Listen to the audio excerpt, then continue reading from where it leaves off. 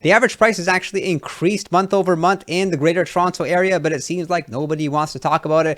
We have the media outlets saying that the Toronto real estate market continues to nosedive, but I'm going to share with you what's actually happening from being in the marketplace every single day. I'm looking at the average price by property type. We can see that, sure, year over year, the average price has come down somewhat significantly. We can see detached homes down 8.4%, semi-detached homes down almost 5%, townhouses down 7.4%, condo apartments down 9%. However, if we look at the statistics month over month, so we're comparing January 2026 to February 2026, we can see that the average price has actually increased. We've actually seen the past 13 years that the average price has increased from January to February of that year. And this clearly demonstrates the need for individuals to check their sources of where they're gathering information, because we can see detached homes are up. Again, this is just month over month.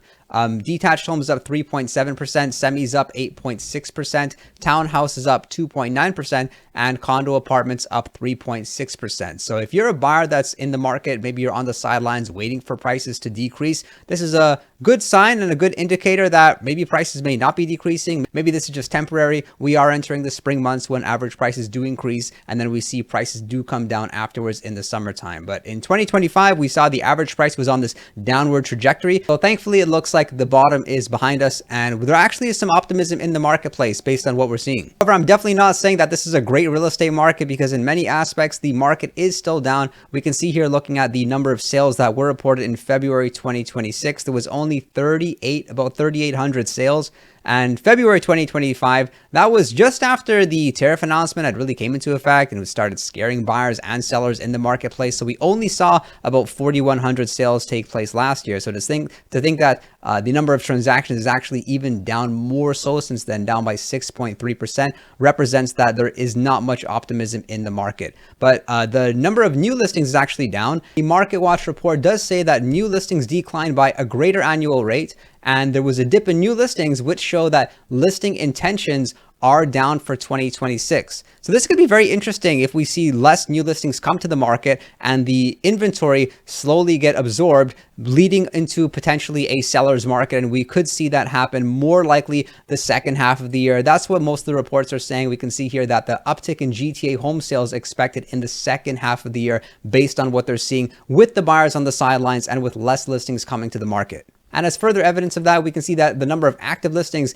is actually down if we compare February 2026 to February 2025. So this is positive in many aspects, yet at the same time, if we look at the number of active listings and the number of sales, we can see how high our months of inventory currently is. The average price is down 7.1% comparing February 2026 and February 2025. This is the average price, not the benchmark price. And where things are especially concerning is when we're looking at our 5-year historical average price. So we're comparing the month of February across the past 5 years, and we can see how much prices have come down, although more noticeably from the high in 2022 to 2023. We can see then afterwards, the average price slightly came up in 2024, and it's been coming down slightly there afterwards. But fortunately, our average price has come back over $1 million. That was especially concerning when January showed that our average price reported in the Greater Toronto area was only $973,000. If there's any difference that we're seeing across the Greater Toronto area when we look at different cities, it's specifically the days on market. We know that days on market is up. It shows up 28%. And while some cities may not be like the rest,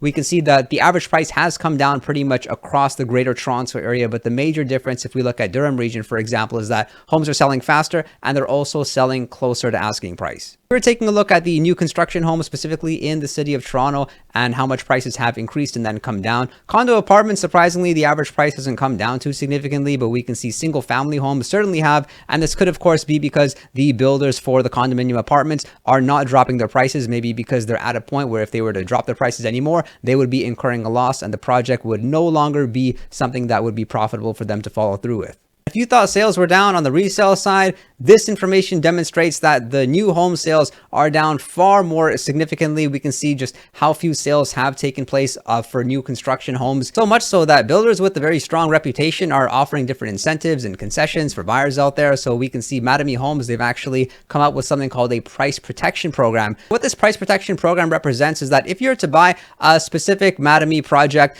and the average price comes down for that specific unit that you purchased, they're actually going to honor the new price, not the price that you purchased the property at. If you buy a property for $1 million and it drops to $900,000 during the time it's being constructed, they will actually adjust the agreement of purchase and sale, and they're basically going to give you a $100,000 rebate. Fortunately, there are some areas in the Greater Toronto area that have actually appreciated year over year. We can see Uxbridge up about 17%, Aurora up almost 12%, Milton's up almost 3%. The majority of cities are going to be down. Pickering is pretty much stable. We can see Mississauga down 4.2%, Richmond Hill down about 7%, Toronto down about 7%, Vaughan, that's a surprise, down 8.7%. Ajax, Brampton down about 10%, Markham down 14%, Oakville down 15%, Newmarket down 19%, and Caledon down 25.7%. I hope this information was informative. Make sure to click subscribe, and if you are considering buying or selling, call me. And if you're a real estate agent that wants to be amongst winners in this market, make sure to reach out to me to learn more about eXp Realty. My number is 416-671-5218. I'm also very active on Instagram, and I look forward to seeing you next time.